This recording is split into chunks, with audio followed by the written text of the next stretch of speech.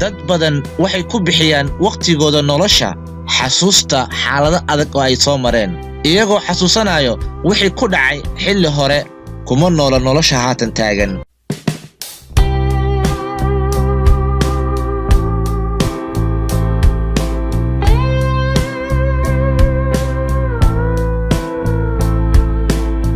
waayo waxay xabsi ugu jiraan noloshoodii hore dhibaatada ay soo marisay haddii aad doonaysid inaad ku noolaato nolol heer sare ah ha u oggolaanin wax kaa tegay inay kontaroolaan noloshaada hadda taagan ama midaada mustaqbalka wax kastoo dhacay waa inaad iska ilowdaa dhinac isaga xortaa xanuunkii aad soo martay si uusan u burburin mustaqbalkaaga kana gudub mugdiga aad soo martay si uusan u daminin iftiinka mustaqbalkaaga wixii tegay way tageen wax kastoo dhacay haddii ahaan lahayd cadaalad darro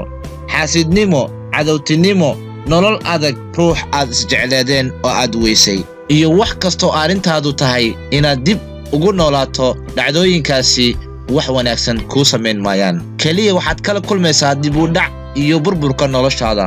haddii qof qalad kaa galo qaabka ugu fiican aad ugu guulaysan kartid waa inaad iska cafisaa oo howlahaada sii wadato balse haddii aad ku noolaato nacayb ogow ruuxaasi inuu kaa guulaystay